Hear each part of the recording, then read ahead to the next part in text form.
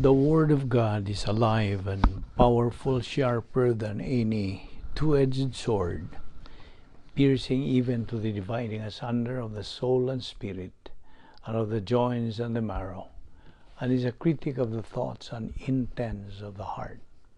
All Scripture is God-breathed and is profitable for doctrine, for reproof, for correction, for instruction in righteousness, that the man of God may be mature, thoroughly furnished unto all good works. Study to show thyself approved unto God, a workman that needeth not to be ashamed, rightly dividing the word of truth. I am the true vine, and my Father is the husbandman. Every branch in me that beareth not fruit, he taketh away. And every branch that beareth fruit, he purgeth it, that it may bring forth more fruit. Now ye are clean through the word which I have spoken unto you. Abide in me, and I in you. As the branch cannot bear fruit of itself, except it abide in the vine, no more can ye, except ye abide in me. I am the vine, ye are the branches. He that abideth in me, and I in him, the same bringeth forth much fruit, for without me ye can do nothing. That is in John 15, 1-5. And he shall be like a tree planted by the rivers of water, that bringeth forth his fruit in his season. His leaf also shall not wither, and whatsoever he doeth shall prosper. That is in Psalm chapter 1, verse 3. Therefore they shall come and sing in the height of Zion, and shall flow together to the goodness of the Lord, for wheat and for wine, and for oil, and for the young of the flock, and of the herd, and their soul shall be as a watered garden, and they shall not sorrow any more at all. Jeremiah 31:12. They shall still bring forth fruit in old age, they shall be fat and flourishing. Psalm 92:14. Sa dili pa kita makapadayon sa atong pagtuon sa pulong sa Dios niining adlaw, ikinahanglan nga atong pagpandam sa atong kaugalingon, atong susihon itong tagsa-tagsa ka kalag, kung napawa kita mga sala nga gitiner diha, kay kini mahimong babag sa atong pagtuon sa pulong sa Dios. It is a barrier. Aron kita makasabot o matudluan kita sa Balang Espiritu Santo sa iyang kamatuoran, gikinahanglan nga kita malimpyuhan sa atong mga sala. Gamito nato ang prinsipyo sa 1 Juan 1:9 nga nagaingon sa in English, if we confess our sins, God is faithful and just to forgive us our sins and to cleanse us from all unrighteousness. Alang kanimo higala nga wala pa'y kaluwasan, gidapit ka sa paggamit sa imong kaugalingong kabubuton, your free will, sa paghimong desisyon. The most important decision in your entire life, nga mao ang pagdawat, pagtuo kang Ginoong Jesucristo, ingon nga imong manluluwas. Believe on the Lord Jesus Christ, and thou shalt be saved. Acts 16:31. Neither is there salvation on any other under heaven given among men whereby we must be saved. Nakana sa Acts 4:12. Busa sa hilom, magamputa.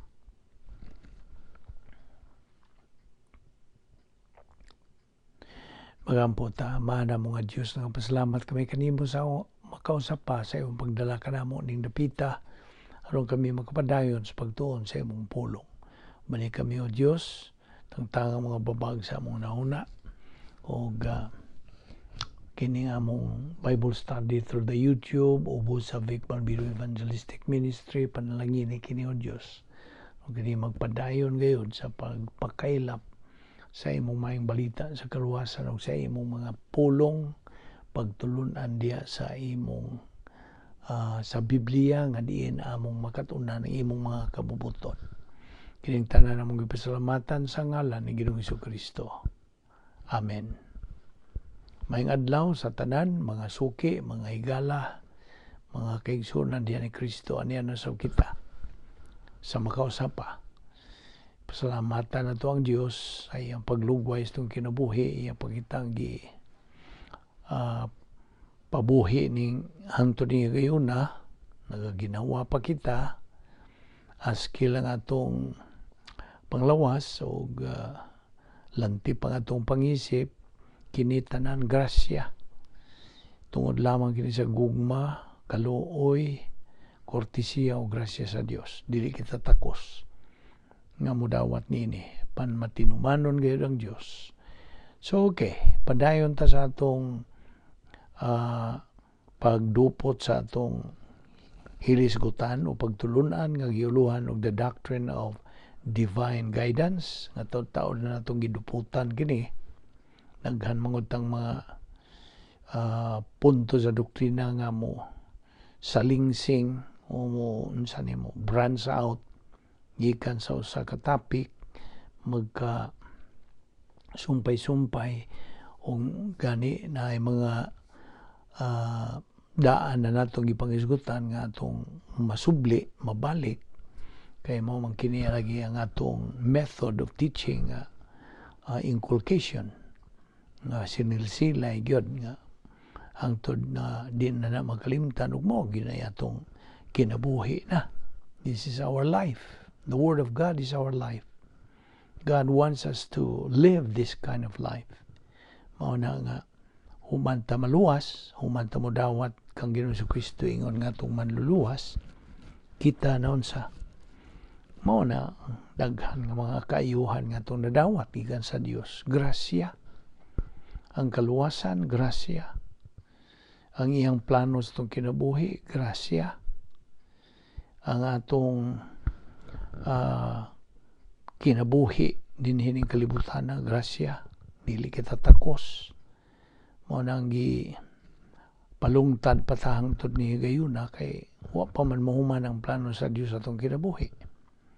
Mao nang buot sa Dios nga kita makakabot sa atong tumong our common goal, ingon nga mga anak niya, pinaagi sa pagtuon siyang pulong.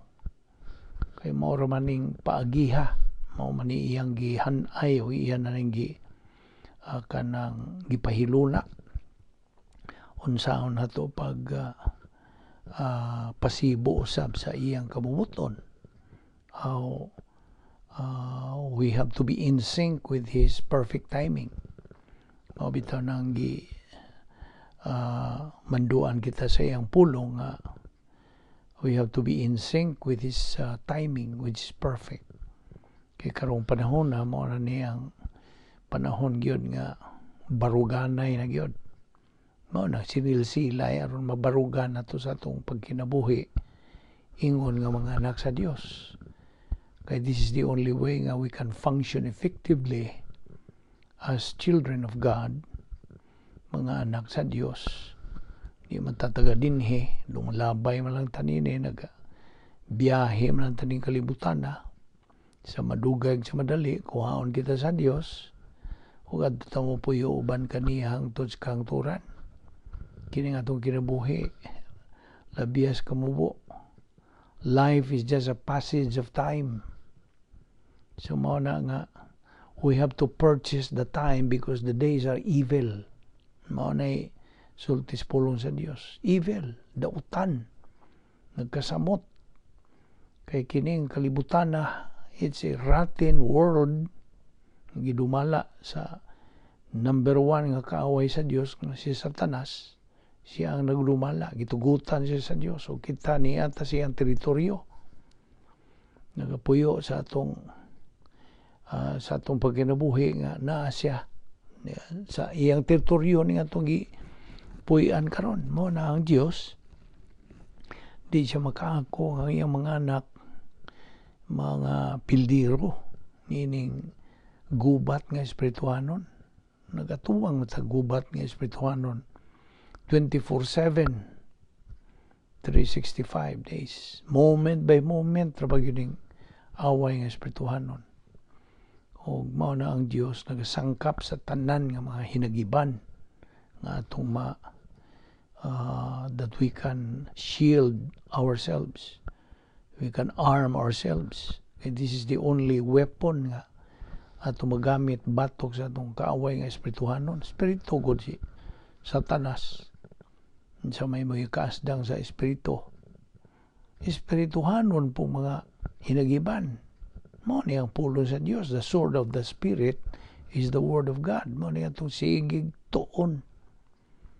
Antod nga wa nagay sibog-sibog ni wa nay lingi-lingi kining atong pagpadayon sa pagtuon sa pulong sa Dios, atong spiritual momentum.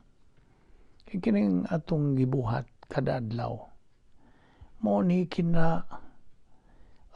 bililhon sa atong mga buluhaton ni kalibutan na the most kanang ingnon ta labing bililhon, labing importante, labing mainungdanon.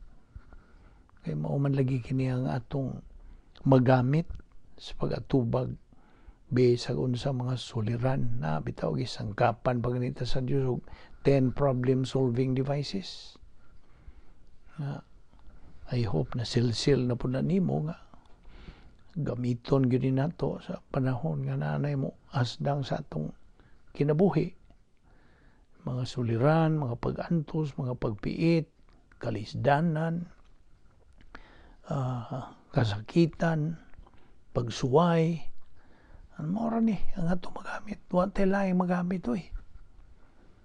Ang gamit kadihag mga material, mga tawhanon, di man madahag tawhanon.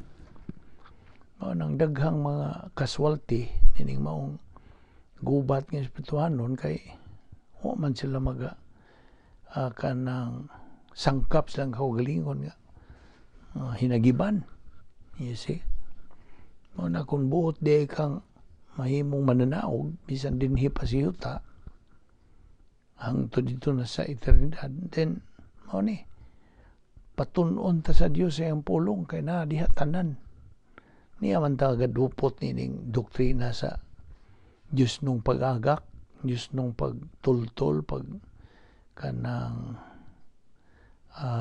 paggiya. Mo na kini ang atong paagi nagsunod ta sa pamaagi sa Dios. Ang iyang gipahiluna, iyang gitagana kanato. God supplies all our needs. Philippians 4:19. Ayaw kalimot niya na siya ra ang nagasangkap kanato. Tanan nga atong giangkon karon naa sa atong kinabuhi gikan niya. Grasya. Gisangkapan ta ni tanan kay tungod kay buot siya nga kita makalahutay. How can we survive nining kalibutan na kung wa pa ang Dios? Tanaw aragod na. Ang Dios ray nagasangkap kanato eh. Sugod niya itong higayon nga itong gidawat sa Ginoong Jesucristo, nahimutang anak sa Dios, nahimutang sakop sa rianong panimalay sa Dios, nahimutang mga anak niya, mga Kristohanon, mga luwas. Then buot siya nga ang atong kinabuhi din sa yuta pa magmadinaugon, successful, progressive, and kanang victorious. Mao na buot ang Dios nga kita magmadinaugon. Mo bitaw ni nga na ay mga agi kini og review usab sa atong gituki na nga mao ni mga characteristics of a victorious, mature Christian. Kaya mo may atong tumong gyud nga mahimutang o magkakabuotan ng atong common goal. Unsa tay atong common goal? Ingon nga mga Kristohanon, spiritual maturity. Pagkahamtong espirituhanon. Unsaon na ito pagkabot ni? Pinagis pagtuon sa pulong sa Dios adlaw-adlaw nga pagi. On a daily basis. Mo na Kay unsa man nimo pagkabot kun wa kay pagtuon. Nga mao man ni ang paagi sa Dios, protocol man niya. Arna nimo sunod ba ka uli basta kay yatagan ka mag kumpleto nga kabubuton hingpit ra ba yun? Perfect. You are given the total freedom to choose.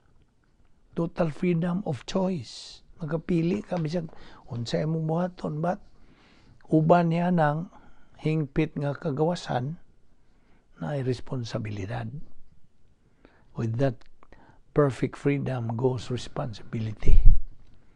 Mo na nga mga characteristics of a victorious, mature Christian mao kining mosunod. Okupado siya kang sa persona ni Ginoong Hesukristo tungod kay anaa man siya sa gitawag og God emphasis side. Tuwa siya sa bahin. God emphasis. Ang ipakadaka niya ang Diyos. Dili man emphasis. See? Mao imong concentration. Ikaduha, he has a dynamic spiritual life. Dynamic. Kanang unsa bay dynamics binisaya. Mabulukon. Okay? Mabulukon nga espirituanong kinabuhi. Not necessarily a dynamic personality. Dili na, that's beside the point. Katulo, he is free from any mental attitude sin. Wala siya yung mga gihambin o gitinir ng mga salasurahuna. Wala.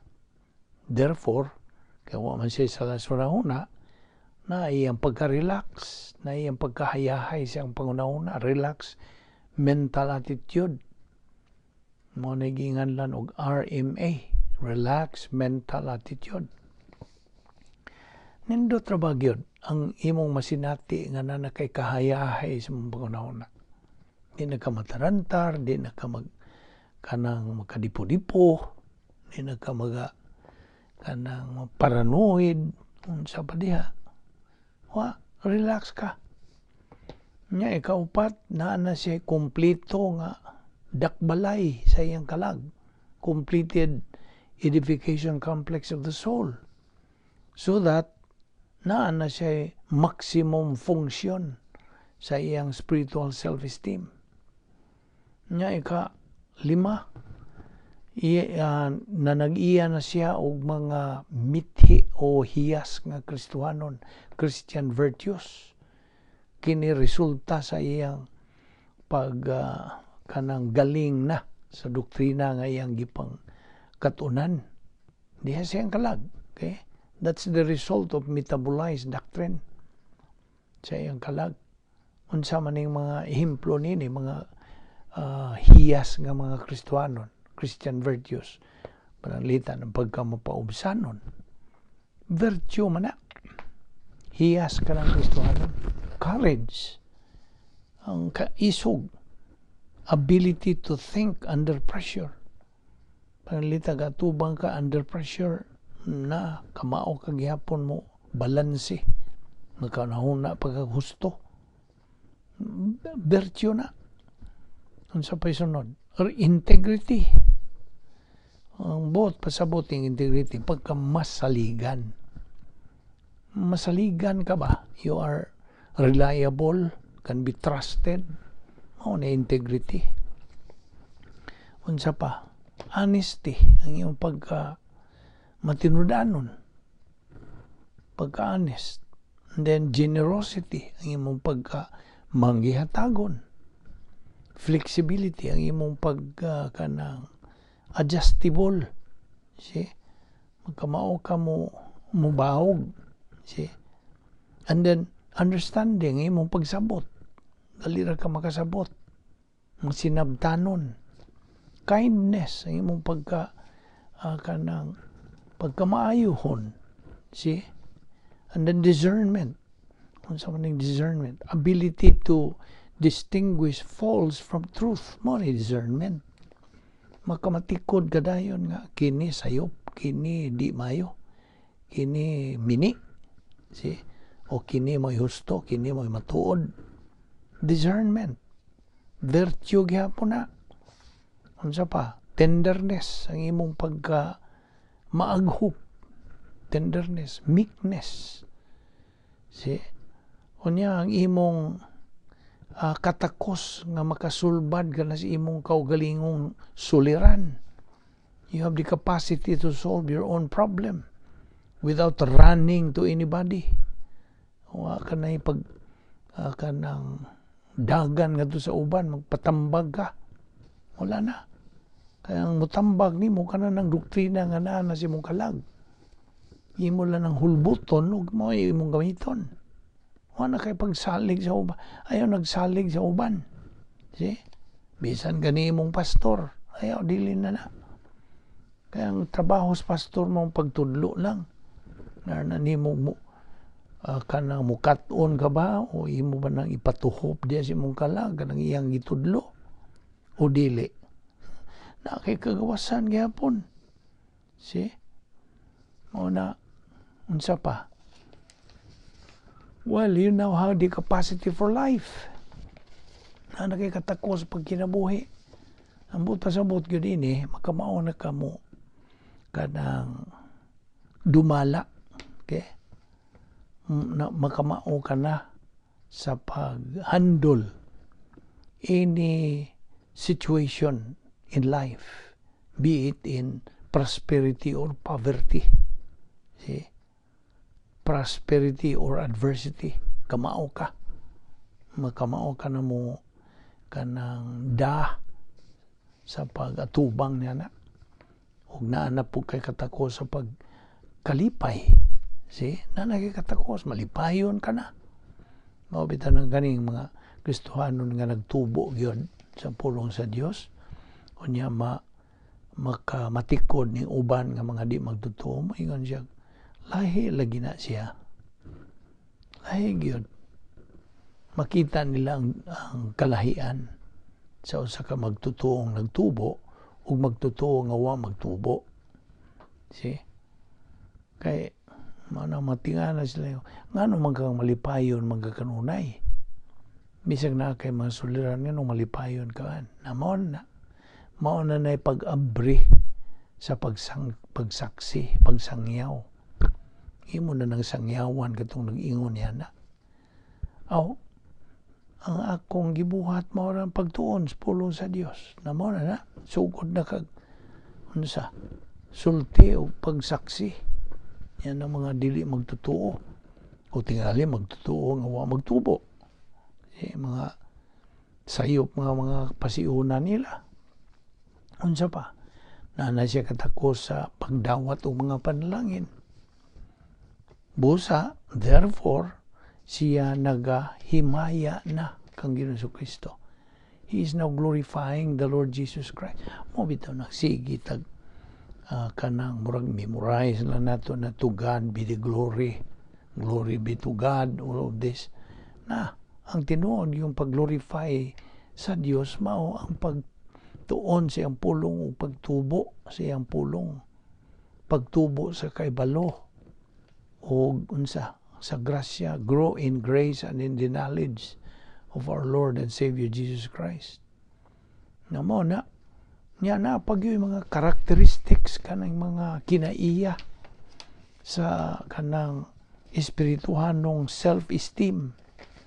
Now, kining self-esteem, laing kahulugan ini self-worth, ang imong baton na og kanang bili sa imong kaugalingon na nakay bili kay ngano napuno na ka sa pulong sa Dios na nay self-worth apan kini sa bahin sa kanang Kristohanon ikaw nga magtutuo gitawag ning spiritual self-esteem.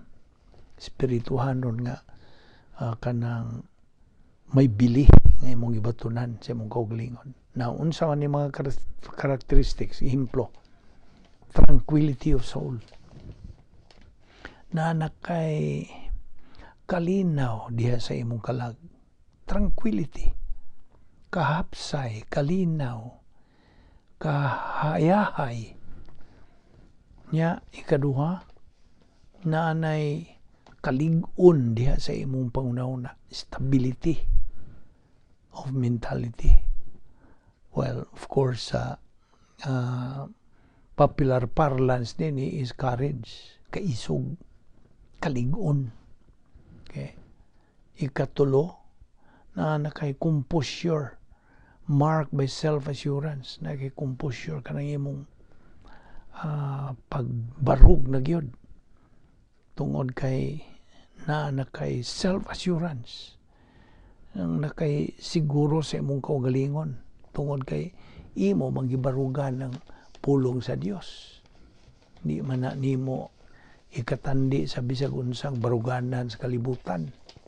Okay? Ang imuha, ang iyahaman sa Dios nga assurance. Himplo nini ang security, eternal security. Na hibaw naman ka na nasayod ka na asa ang imong dadangatan inigbiya nimo ning kalibutan na. Kay unsa giandaman ka naman sa Dios dito sa langit. Okay? Ikaupat, grace-oriented to life.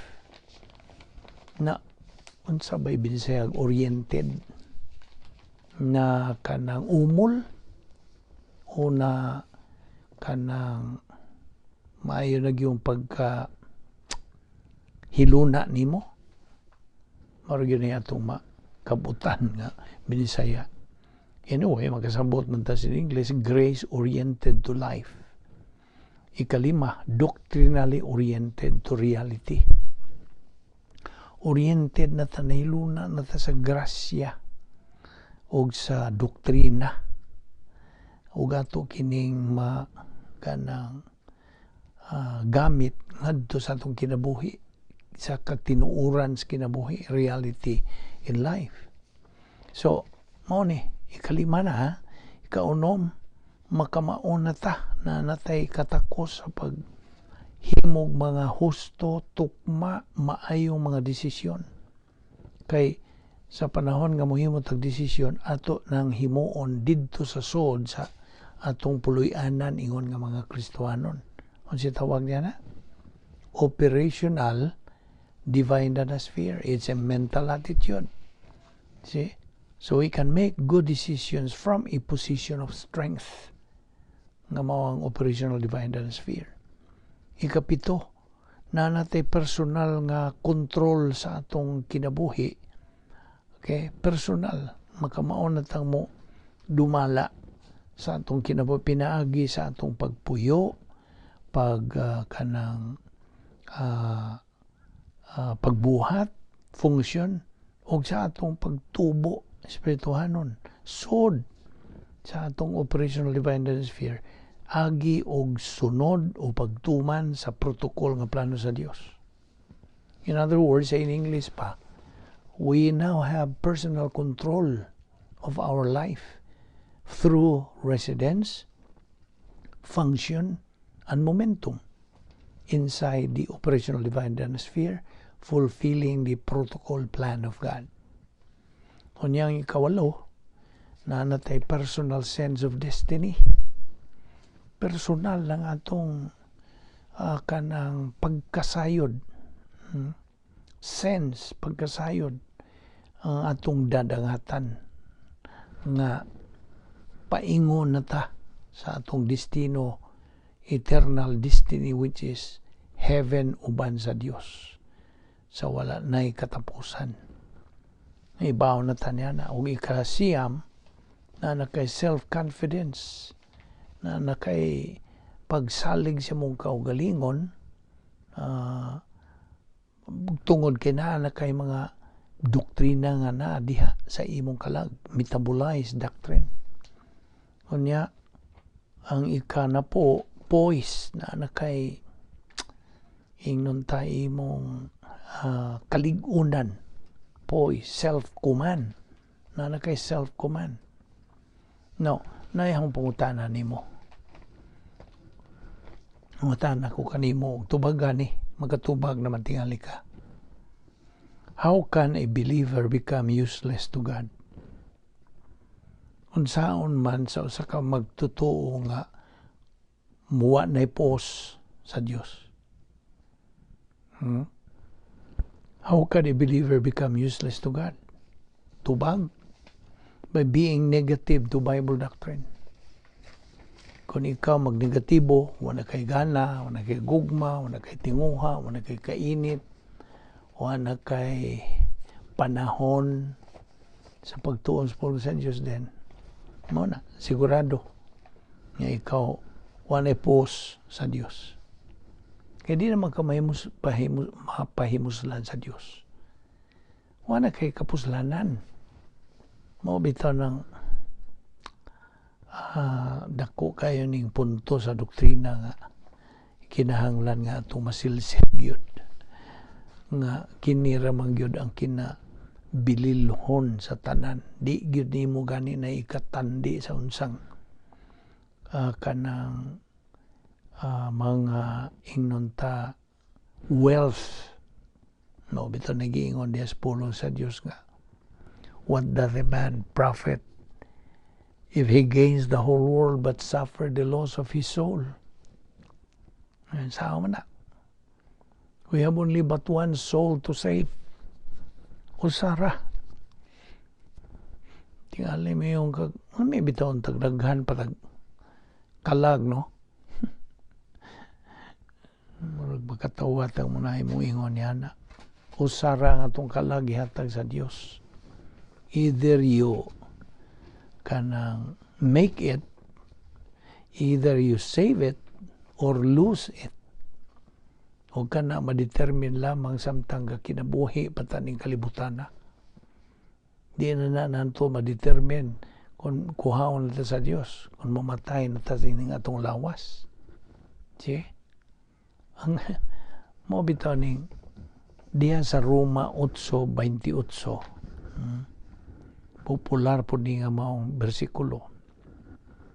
Nag-ingon kini sa English, now we know in fact that to those who love God, He, ang pasabot ning He, ang Diyos, causes all things to work together for good for those who are called on the basis of a predetermined plan.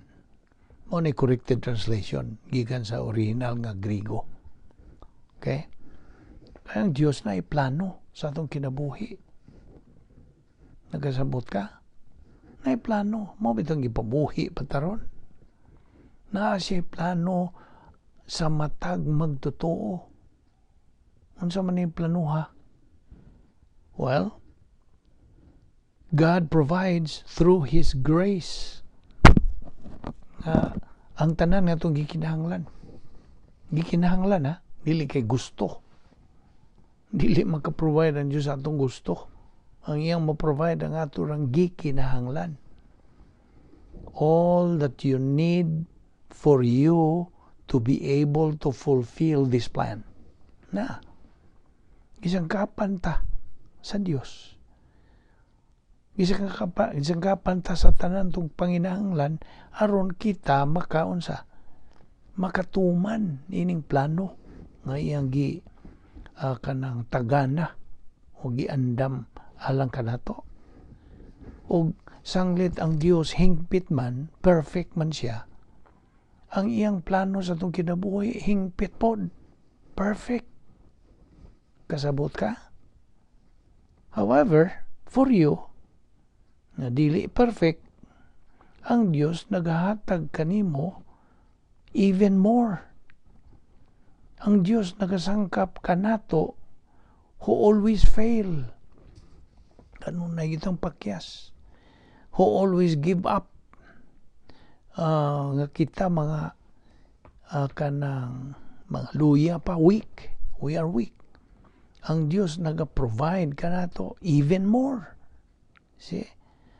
Aron sa ingon niya na makatuman lang yun sa iyang plano nga iyang gihatag kanato. The plan He has given us both in our living and our dying after we got saved. So therefore, because of what Romans 8:28 nag-iingon, ang Roma 8:31 nag-iingon, what then shall we say in response to this? If God is for us, who can be against us?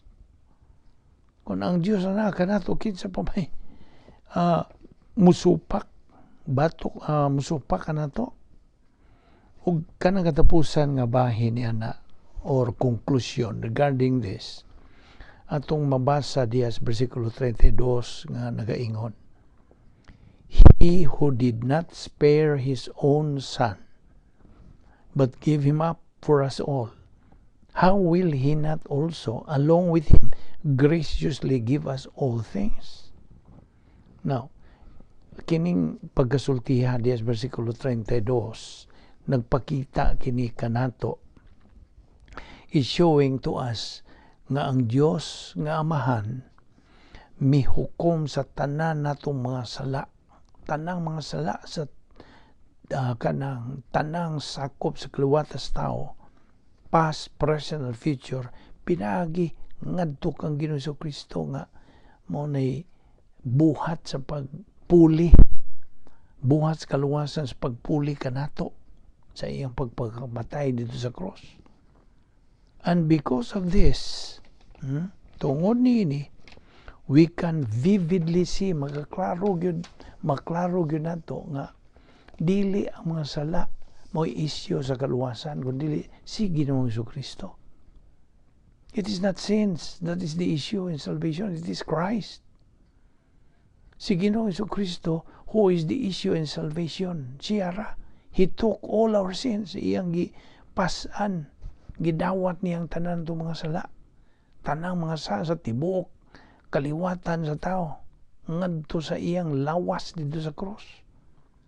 Siya ang puli nato eh. He was our substitute. He became poor. Nahimo in taon siyang kabos so we may become rich. Asa man nimo nang babasa 2 Korinto 8:9, 2 Corinthians 8:9. He was our substitute. He took our place. Now, this clearly emphasizes, kanang paklaro kanato, that we are only saved simply by believing that He died for us. Pagtuo lamang kang Kristo lamang. And why by faith alone? Ngano man pinaagi man lang sa pagtuo. Ngano? Tungod kay ang pagtuo maora ni bugtong paagi sa pagsabot nga why merito. Why by merito kining pagtuo? The only method of perception that has no merit. You know very well that there are 3 kinds of perception. Hinumdum ka ba? Nakalimot ka na. Okay, review ko na to ni. Tulo ka matang sa pagpanabot. Okay, ang una nini gingan lang empiricism. Saan man ang empiricism? To see is to believe. Mao na empiricism. Ang pagtuo pinagi sa unsa atong perceive. Okay, pinagi sa atong makita, atong madungog, atong masimutan, atong matilawan, atong kanang mahikap. Empiricism. Muna, to see is to believe. Ikaduha, nga matang sa pagpanabot, kiningingalan og rationalism. Ang kanang pagpangatarungan. Perception through reasoning. Mo yung mga tarungan kag mao kini mo kadto reasoning. So paagi ka na sa laing paagi ka na sa matang sa kanang pagpanabot. Ang ikatulo mo pagtuo, faith. Unsa may pasabot? This is inherent in everybody. Pinagi sa pagtuo sa mga butang, probably kanang they have not seen or known, like ang pagtuo na itong 1 + 1 = 2. Nya, ang atong pagtuo nga na lugar nga ginganlan og Grand Canyon. Okay? Bisag wa ka muadto, mutuo ka. Okay? Isag o pagkakadto sa mga Thailand baron o sa Africa baron, wa pagkakadto pan tuo ka. O na ay lugar nga like New York, okay? Intuo ka. Kinig maumatang sa pagpanabot, non-meritorious. Okay? Why non-meritorious? Tungod ka everybody is able to use it, to believe. Makagamit ang tanan.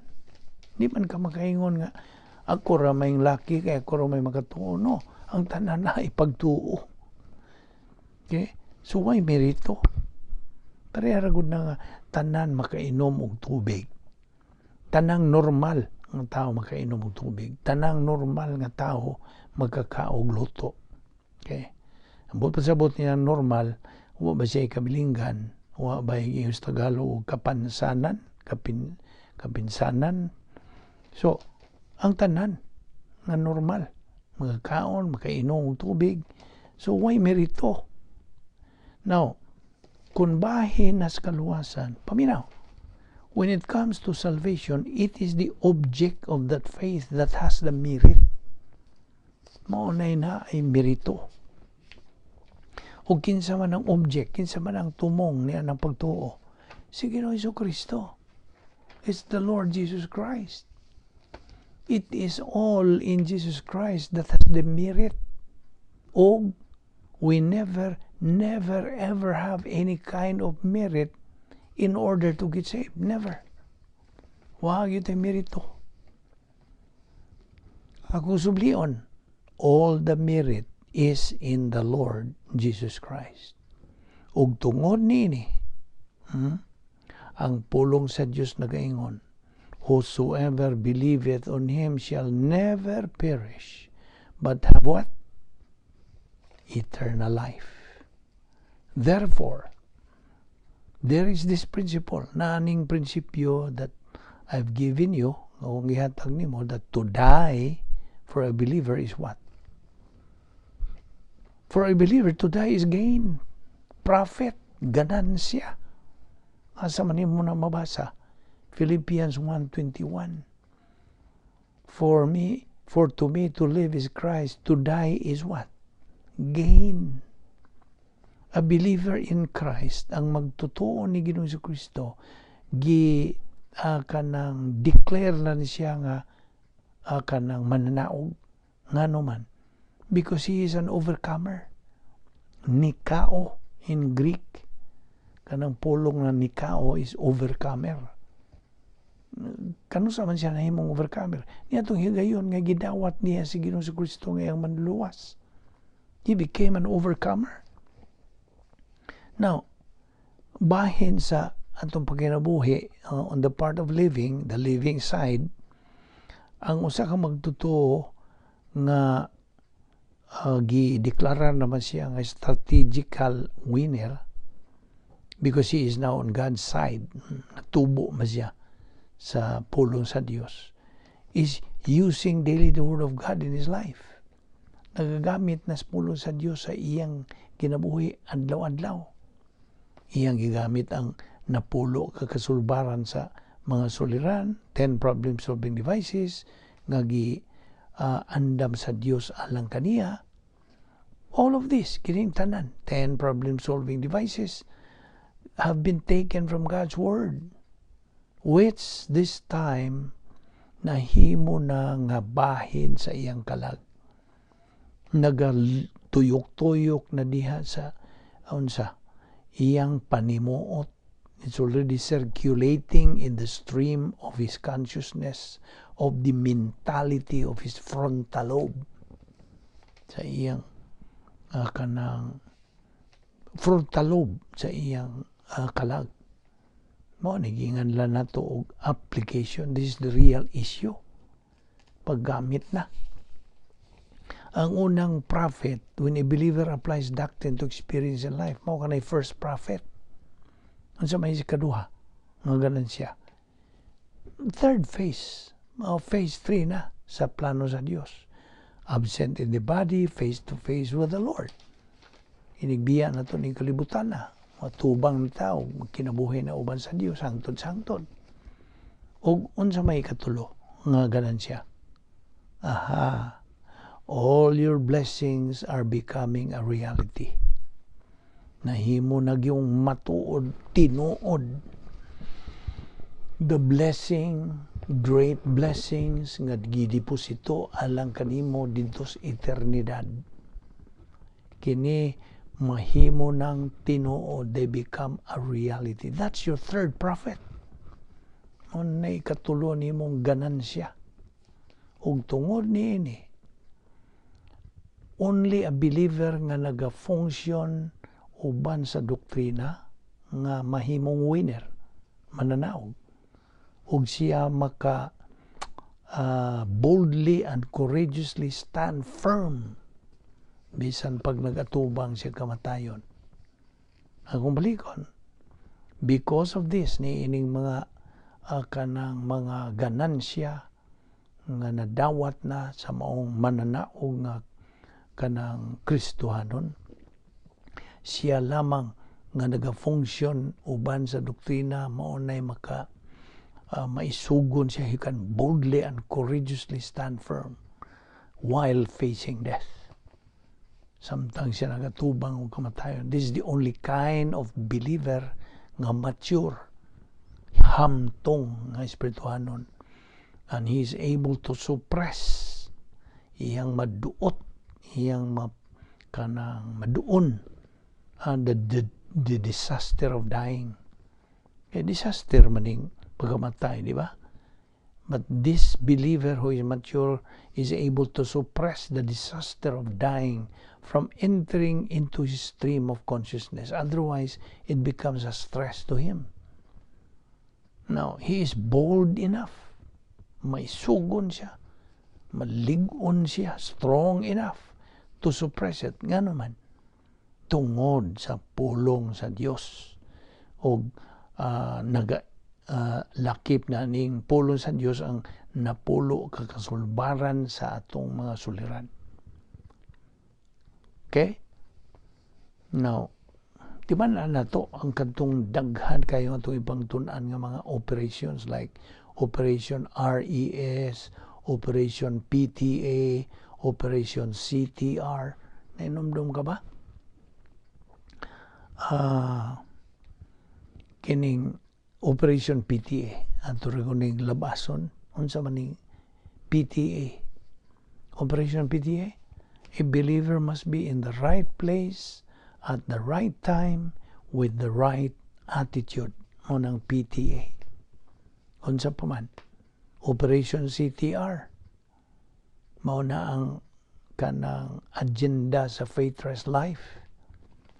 Kinabuhi nga unsa kanang pagtuo nga nagadala og kapahulayan. Kinabuhi nga may pagtuo nga nagdala og kapahulayan. Faith Rest Life. CTR, Operation CTR, unsa na? Claim a promise. Think of what God can do to his problem. R, relax because God is in control. All of this ato ning ipadayon ugma kining uban pa mga punto niini, kining mga kadaugan nga atong madawat na ining biya na nato nining kalibutan bisan pagani sa pagatubang nato sa kamatayon na natay mga ganansya o kining mga ganansya mga panalangin mahimo na gyung reality dito sa phase 3 sa plano sa Dios. Magampo ta. Ama na mga Diyos, nagpasalamat kami kanimo nining grasya nga mong ipahimuslan. Ngimong pagtudlo, dugang kamatuoran o Diyos. Banikim kami o Diyos ang pagbubuhag ng adlaw. Dala kami pagbalik nining among Bible study through the YouTube o sa Vic Balbido Evangelistic Ministry. Panalangini kining maong ministry o Diyos nga you will use this mightily alang sa kaylap sa imong kamatuoran ngadtong nagkinahanglan niini o sa pagsangyaw sa imong mayang balita sa kalwasan. Salamat ning tanan o Dios, ang ngalan ni Ginoong Kristo among bugtong manluluwas. Amen.